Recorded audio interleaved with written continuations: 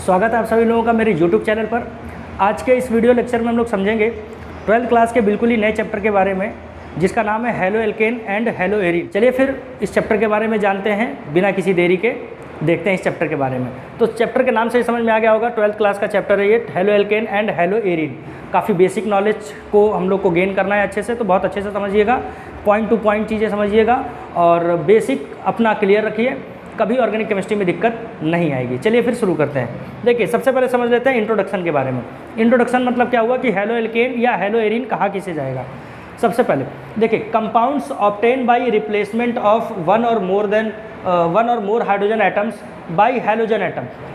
किसी भी कंपाउंड में अगर हम कोई भी कंपाउंड है जिसमें हम हाइड्रोजन को रिप्लेस कर दें इक्वल नंबर ऑफ हाइड्रोजन, तो ऐसे कंपाउंड्स को हम कहते हैं हैलोजन डेरिवेटिव्स ऑफ हाइड्रोकार्बन।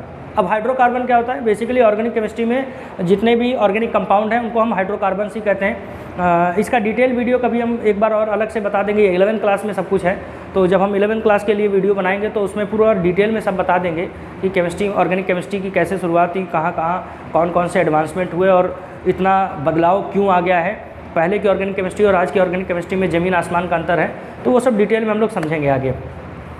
तो जो बहुत ही बेसिक से शुरू कर रहे हैं उनके लिए टॉपिक नहीं है, 12th क्लास के बच्चे ही ये अच्छे से समझ सकते हैं, या जो भी मान लीजिए हायर क्लास में है उनको तो आता ही होगा ये सब, तो इसलिए उनके लिए यूज़फुल है।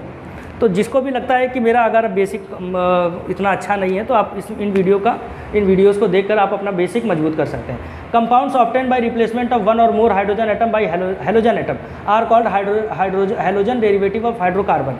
ऐसे कंपाउंड जिसमें से हाइड्रोकार्बन में से हाइड्रोजन हटाएंगे और हैलोजन ऐड कर देंगे। जैसे एग्जांपल देखिए, जैसे मेरे सामने मीथेन गैस है।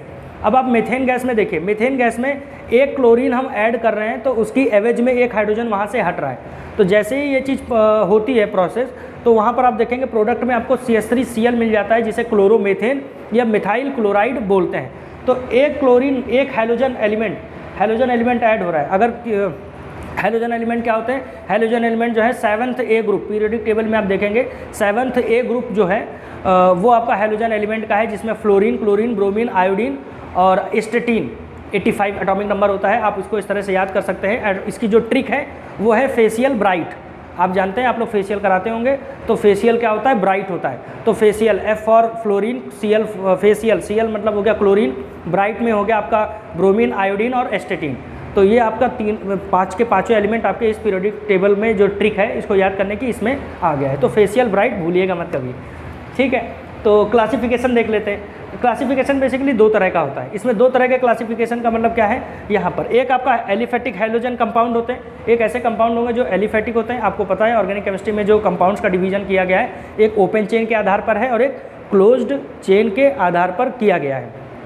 तो एक आपके हो गए एलिफेटिक हैलोजन कंपाउंड और दूसरे कंपाउंड आपके हैं एरोमेटिक हैलोजन कंपाउंड। तो चलिए समझ लेते हैं कि क्लासिफिकेशन में पहले टाइप का एलिफेटिक हैलोजन कंपाउंड क्या होता है। इसके नीचे मैंने ब्रैकेट में लिख रखा है ओपन चेन कंपाउंड। तो ओपन चेन कंपाउंड का मतलब यहाँ पर सिंपली ये है कि इसमें आपको डिफरेंट टाइप के आपको डिवीजन मिल जाता है देखने को। जैसे पहला डिवीजन है हैलो एल्केन्स। हैलो एल्केन्स नाम से ही समझ में आ रहा होगा, आपको ऑलरेडी पता है कि ओपन चेन में आप एल्केन, एल्कीन, एल्काइन के बारे में पढ़ते हैं। तो एल्केन में कार्बन कार्बन के बीच में सिंगल बॉन्ड होता है, एल्कीन में कार्बन कार्बन में डबल बॉन्ड होता है और एल्काइन में कार्बन कार्बन ट्रिपल बॉन्ड होता है। ये एकदम बेसिक चीज़ें 9th क्लास से पढ़ाया जाता है, हाई स्कूल से ये सब पढ़ाया जाता है आपको। तो हैलो एल्केन्स क्या होंगे? कौन से कंपाउंड होंगे? ऐसे कंपाउंड जो डेरिवेटिव होंगे एल्केन के, यानी कि एल्केन में से एक हाइड्रोजन हटेगा और एक हैलोजन एलिमेंट आ जाएगा, तो जो डेरिवेटिव हमें मिलेगा हम उसे हैलो एल्केन कहेंगे।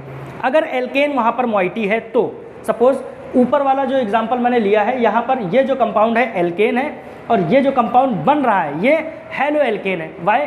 बिकॉज ये एल्केन का डेरिवेटिव है और एल्केन के डेरिवेटिव जब भी हैलोजन एलिमेंट किसी एल्केन, किसी एल्कीन या किसी एल्काइन में से हाइड्रोजन को रिप्लेस करके वहाँ पर खुद आ जाता है, तो इस तरह के कंपाउंड को हम basically halogen derivative of hydrocarbon बोलते हैं।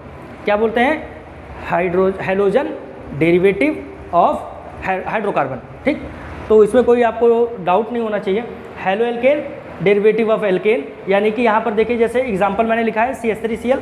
CH3Cl कहाँ से बना होगा? मीथेन से। इसी तरह एग्जांपल है C2H5Cl, ये कहाँ से बना होगा? C2H6 यानी एथेन से। C2H6 में से एक हाइड्रोजन हटा होगा, एक क्लोरीन। अब ये कैसे बना, इनकी क्या प्रिपरेशन मेथड है, वो एक अलग क्राइटेरिया है, so don't bother about that. यहाँ पर आपको इतना समझना है कि क्या उनके टाइप हैं, किस तरह का डिवीजन किया जाता है। प्रिपरेशन मेथड एक अलग टॉपिक है, उसकी बात अलग किसी वीडियो में की जाएगी। तो डेरिवेटिव ऑफ एल्केन, ये CH4 से बना होगा, ये C2H6 से बना होगा। ये है आइसोप्रोपाइल क्लोराइड एक तरह से, या ये आपका सेकेंडरी एल्किल हैलाइड है।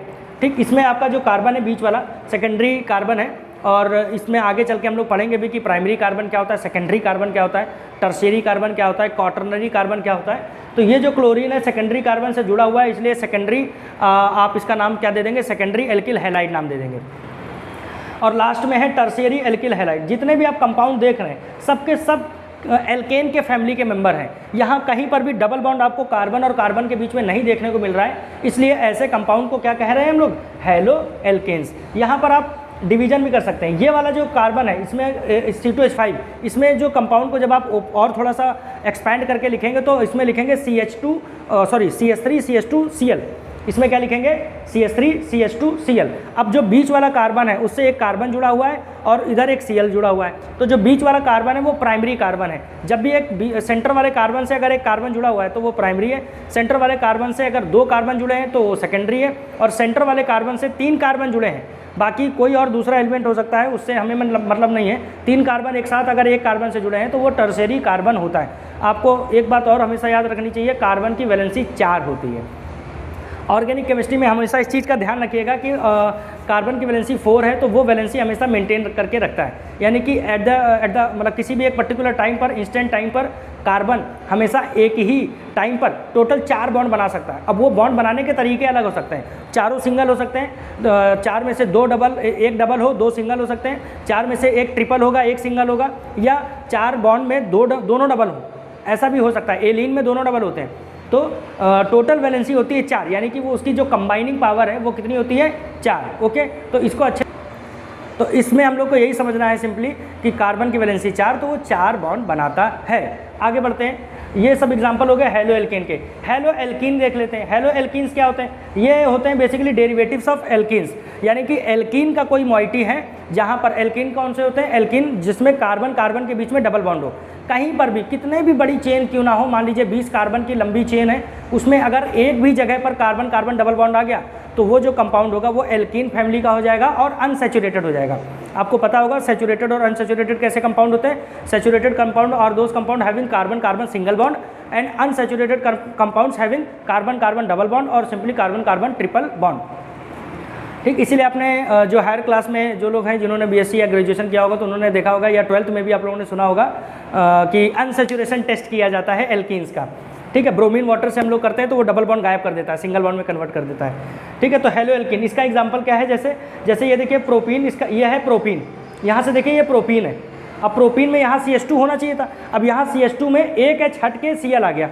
ठीक, तो ये आपका किस तरह से हो गया? 1 क्लोरोप्रोपीन हो गया। क्या हो गया यहाँ पर? इसका नाम 1 क्लोरोप्रोपीन। इसमें देखिए ये है आपका एथिलीन गैस होगी, CH2 एथिलीन गैस, एथिलीन में से एक H हटा और एक Cl आ गया।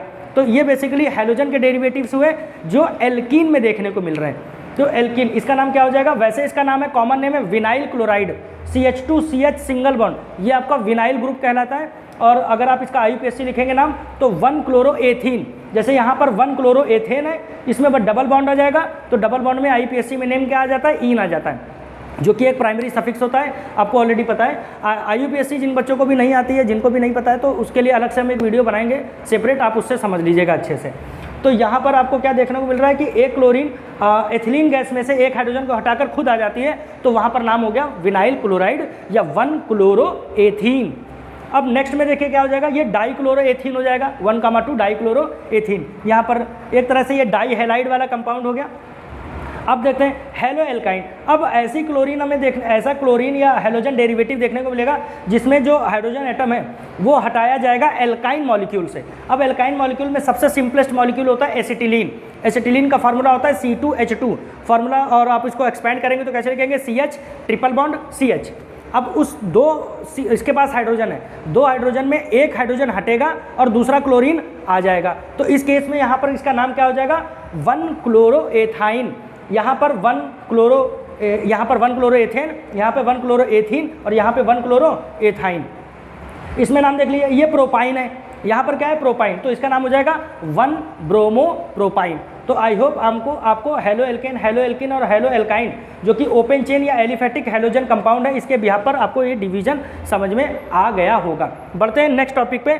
एक इसका डिवीजन और होता है, एक होता है जब आपके पास नंबर ऑफ जो हेलोजन ग्रुप होते हैं वो उसके डिपेंडिंग मतलब उसके हिसाब से आपको क्या करना होता है, उस मॉलिक्यूल को डेजिग्नेट करना होता है। अगर सपोज करिए कि जैसे मेरे पास मेथेन है यहाँ पर, अब इस मेथेन में एक क्लोरीन है तो इसे हम, या मान लीजिए एथेन भी हो सकता है। अगर किसी कंपाउंड में सिर्फ एक हेलोजन ग्रुप है तो उसे हम मोनो हेलोजन डेरिवेटिव बोलेंगे, उसे हम क्या बोलेंगे, मोनो हेलोजन डेरिवेटिव। अब वो एल्कीन का हो सकता है, एल्काइन का हो सकता है, एल्केन का हो सकता है, doesn't matter, don't bother about that. आपको सिर्फ इतना समझना है कि एक क्लोरीन है तो मोनो क्लोरो डेरिवेटिव हुआ, अगर एक ब्रोमीन है तो मोनो ब्रोमो डेरिवेटिव जो होगा वो आपका ऑर्गेनिक कंपाउंड का हो जाएगा। अब इसमें एक होता है डाई, एक होता है ट्राई और एक होता है टेट्रा। मैंने तीनों के एग्जांपल लिख दिया है। जैसे मेथेन गैस है, मेथेन गैस का आप लोगों ने हाई स्कूल में एक रिएक्शन पढ़ी होगी, क्लोरीनेशन ऑफ या halogenation of alkene. Halogenation of alkene में आप देखते होंगे कि एक free radical based mechanism reaction होती है, जिसमें आप देखते हैं कि एक एक करके हाइड्रोजन निकलते जाएंगे और एक एक करके क्लोरीन जुड़ते जाएंगे। तो पहली बार में CH3Cl बनेगा CH4 से, एक क्लोरीन आया और एक हाइड्रोजन हट जाएगा। दूसरे में एक और क्लोरीन आएगा जो एक और हाइड्रोजन को हटा देगा, तो अब हाइड्रोजन बचे 2 और 2 क्लोरीन उसमें ऐड हो चुकी हैं, तो इसका नाम हो जाएगा डाइक्लोरोमेथेन। इसीलिए इसका नाम है DCM, और जो कि लैब में बहुत इस्तेमाल होता है DCM का। तो क्लोरोफॉर्म आ गया इसमें। नेक्स्ट इसमें 3 क्लोरीन है तो इसलिए इसका नाम क्या है, ट्राई हेलोजन कंपाउंड या ट्राई हेलोजन डेरिवेटिव, ठीक। और लास्ट में CCl4 carbon tetra chloride, CCl4 जो कि एक ऑर्गेनिक सॉल्वेंट है और बहुत इस्तेमाल होता है रिएजेंट के तौर पर। तो आप देखते हैं एक मोनो है, एक डाई है, एक ट्राई है, टेट्रा है और जो है आपका ये 4 तरह के आपके डिवीजन हो गए, जो डिपेंड करता है नंबर ऑफ हेलोजन एटम के ऊपर। किसके ऊपर डिपेंड करता है, नंबर ऑफ हेलोजन एटम के ऊपर। आई होप आपको यहाँ तक बिल्कुल समझ में आ गया होगा कि classification of aliphatic halogen compound का कैसे करते हैं। नेक्स्ट बढ़ते हैं एरोमेटिक हेलोजन कंपाउंड। इसमें आपके 2 तरह के आपके डिवीजन किए जाते हैं। पहला डिवीजन इस आधार पे होता है इसमें, जिसमें आपका जो न्यूक्लियर हेलोजन डेरिवेटिव होता है एक, और एक होता है side chain derivative. Nuclear halogen derivative का मतलब यहाँ पर यह है कि जब भी हेलोजन, अब एरोमेटिक कंपाउंड का मतलब है कि सबसे सिंपलेस्ट अगर एरोमेटिक कंपाउंड को समझना है तो वो है बेंजीन। बेंजीन एक ऐसा कंपाउंड है, basically benzene is the one of the most studied compound, और इसको अपना बेंजीन नाम पाने के लिए लगभग 100 साल से भी ज़्यादा का समय लग गया था, ठीक है। और आई थिंक 1925-1930 के आसपास जो है बेंजीन जो है उसकी स्ट्रक्चर और सब जो भी सिस्टम है उसकी डिस्कवरी के लिए इतना समय लग रहा था, बट काफ़ी समय लगा। बाद में फिर क्योंकि जिस टाइम पर ऑर्गेनिक केमिस्ट्री या मान लीजिए केमिस्ट्री अपने पीक पर आने की कोशिश कर रही थी या खूब सारी डिस्कवरीज हो रही थी, तो उस टाइम पर साइक्लिक टाइप का जो स्ट्रक्चर होता है उसकी कोई भी किसी ने कल्पना नहीं की थी। सभी को लगता था कि ओपन चेन, क्योंकि सबने यही पढ़ा है ओपन चेन कंपाउंड होते हैं, तो सब केकुले नाम के साइंटिस्ट आप जानते हैं, उन्होंने ही इसकी डिस्कवरी की थी और उसके लिए आप पढ़ते भी हैं, लिटरेचर में भी लिखा हुआ है उनके। आप NCERT की बुक देखेंगे उसमें भी लिखा हुआ है कि उनको सपने में आया कि वो सांप खूब सारे आपस में एक दूसरे की पूंछ पकड़े हुए हैं, तो फर्स्ट टाइम ऐसा हुआ कि उनको दिमाग में आया कि साइक्लिक स्ट्रक्चर भी हो सकता है। तो जब भी आप एरोमेटिक कंपाउंड या सिंपली अगर एरोमेटिक कंपाउंड के बारे में समझेंगे या आप कभी भी नाम सुनेंगे तो सबसे पहला जो कंपाउंड आपके दिमाग में आएगा वो आएगा बेंजीन। आई होप मेरी बात से आप लोग एग्री करते होंगे। तो बेंजीन जो है एक आपका एरोमेटिक कंपाउंड होता है, और एरोमेटिक कंपाउंड है बेसिकली। तो इसमें आप देखिए 2 टाइप के जो है आपको इसमें एरोमेटिक हेलोजन डेरिवेटिव जो होते हैं, एक तरह से आपको 2 तरह से मिलेंगे। एक ऐसे हेलोजन डेरिवेटिव होंगे जिसमें हेलोजन डायरेक्ट बेंजीन की रिंग में आके जुड़ता है, डायरेक्ट बेंजीन की रिंग में आके जुड़ता है। आई होप आप इस बात को समझ पाए होंगे। न्यूक्लियर हेलोजन डेरिवेटिव ऐसे डेरिवेटिव होते हैं हेलोजन के जो जिसमें बेंजीन पर वो डायरेक्ट आकर जुड़ जाते हैं, बेंजीन पर डायरेक्ट आकर जुड़ जाते हैं। यहाँ पे देख सकते हैं बेंजीन से डायरेक्ट आयोडीन जुड़ा है, बेंजीन से डायरेक्ट ब्रोमीन जुड़ा है, क्लोरीन जुड़ा है और फ्लोरीन जुड़ा है, 2 भी जुड़ सकते हैं। ये एक तरह का डाइक्लोरोबेंजीन है, ठीक है ना। ये एक तरह का क्या है 1,3 डाइक्लोरोबेंजीन। ये आपके आयोडोबेंजीन, ब्रोमोबेंजीन, क्लोरोबेंजीन और फ्लोरोबेंजीन, यही इनके IUPAC नेम भी है। IUPAC में इनके नाम को ऐसे ही एक्सेप्ट कर लिया गया है। और दूसरे जो डेरिवेटिव है वो है साइड चेन डेरिवेटिव। दूसरे जो डेरिवेटिव है वो है साइड चेन। अब इसमें देखिए, अब साइड चेन वाले डेरिवेटिव में सबसे पहले आपको ये समझना पड़ेगा कि आपको बेंजीन की रिंग में आपको ऐसे एल्केन्स को जोड़ना होगा। जैसे मान लीजिए अगर CH3 ग्रुप लगता है बेंजीन पर तो बन जाएगा CH3 और बेंजीन की रिंग, तो इसका नाम है टॉलुइन। अगर C2H5 ग्रुप लग जाए बेंजीन की रिंग पर तो हो जाएगा एथिल बेंजीन। तो इस तरह से इसी तरह एक कंपाउंड होता है क्यूमिन, आपने नाम सुना भी होगा, ठीक है ना। क्यूमिन का नाम सुना होगा, फिनॉल बनाने की प्रिपरेटिव मेथड है, उसमें एसीटोन इसका बाई प्रोडक्ट होता है।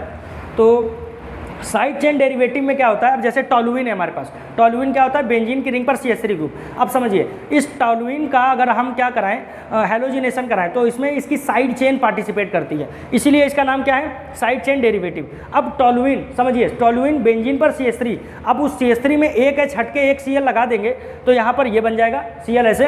अगर एक और H हटा देंगे यानी कि 2 क्लोरीन लगाने के लिए जगह हो जाएगी, तो यहाँ पे 2 क्लोरीन हो गए और एक और H। तो देखिए टॉलुइन में जहाँ CH3 था, अब इस वाले कंपाउंड में तीनों में Cl हो गए, यानी सारे हाइड्रोजन हट गए। तो इस तरह के डेरिवेटिव को हम साइड चेन डेरिवेटिव बोलते हैं। क्यों? क्योंकि इसमें हैलोजन एलिमेंट डायरेक्ट बेंजीन की रिंग पे नहीं आ रहा है, वो साइड चेन पर आ रहा है। तो इस हिसाब से अब ये आपका एथिल रिंग आ गई यहाँ पर, रिंग में एथिल ग्रुप आके जुड़ गया है, जिसमें एक हाइड्रोजन हट गया है और ब्रोमीन आके लग गया है। तो अब हम इनके नाम भी देख लेते हैं। अगर बेंजीन पर CH2 ग्रुप है, समझिए अगर बेंजीन पर CH2 ग्रुप है और उसके आगे अगर क्लोरीन लगा है तो इसको बोलते हैं बेंजाइल। क्या बोलते हैं इसको? बेंजाइल, याद रखिएगा। अब मान लीजिए जैसे यहाँ पे लिखा है बेंजाइल है, यहाँ पर Cl है तो नाम हो गया बेंजाइल क्लोराइड। सपोज करिए कि इस पे होता OH ग्रुप, इस पे होता OH ग्रुप, तो इसका नाम हो जाता है बेंजाइल एल्कोहल, इसका नाम हो जाता है बेंजाइल एल्कोहल। और IUPAC में इसको एज इट इज ऐसे ही एक्सेप्ट कर लिया गया है। इसके बाद है इसमें 2 क्लोरीन आ गए तो इसका नाम हो जाएगा, जब CH होगा, CH सिर्फ बेंजीन पे CH, तो इसका नाम हो जाता है बेंजल, तो इसका नाम हो जाएगा बेंजल डाइक्लोराइड। सपोज करिए यहाँ पर 2 OH होते हैं तो बेंजल डाइहाइड्रोक्साइड। यहाँ पर 3 नाम हो गए, तो जब 3 नाम हो गए तो इसका नाम हो जाएगा बेंजो ट्राइक्लोराइड। इसका नाम आपको समझ में आ रहा होगा, क्लियरली दिख रहा होगा। अब ये लास्ट में है, इसमें एथिल ग्रुप लग गया है बेंजीन में और यहाँ पर ब्रोमीन लगा हुआ है। तो अब इसका नाम देखिए 1 ब्रोमो, क्योंकि ये पहला कार्बन है, ये दूसरा कार्बन है, 1 bromo 2 phenylethane, 1 bromo 2 phenylethane. यहाँ पर इसका ये नाम हो जाएगा IUPAC। और इनके भी IUPAC मैंने नीचे लिख रखे हैं। इसमें देखिए पहले ही कार्बन से Cl जुड़ा हुआ है और पहले ही कार्बन से फेनिल की रिंग जुड़ी हुई है। बेंजीन की रिंग को फेनिल रिंग बोलते हैं, ठीक है। तो इसका नाम हो जाएगा 1 क्लोरो 1 फेनिल मेथेन, इसका नाम हो जाएगा 1,1 डाइक्लोरो 1 फेनिल मेथेन, और इसका नाम हो जाएगा 1,1,1 ट्राइक्लोरो 1 फेनिल मेथेन, क्योंकि एक ही कार्बन से तीनों क्लोरीन भी है और एक ही कार्बन से वही फेनिल रिंग भी जुड़ी हुई है, इसलिए ये इनके IUPAC नेम है। तो आई होप आपको जो क्लासिफिकेशन है और जो इंट्रोडक्शन है वो आपको अच्छे से समझ में आया होगा। नेक्स्ट वीडियो में हम इसकी IUPAC और जो आइसोमेरिज्म है इसके बारे में डिस्कशन करेंगे। तो फिर मिलते हैं नेक्स्ट वीडियो में। और टॉपिक अगर समझ में आए, कोई भी क्वेरी रहे तो आप ज़रूर मुझसे कमेंट सेक्शन में पूछ सकते हैं। और चैनल को लाइक करिएगा, सब्सक्राइब करिएगा, और बस ठीक है, इतना ही है। Thank you.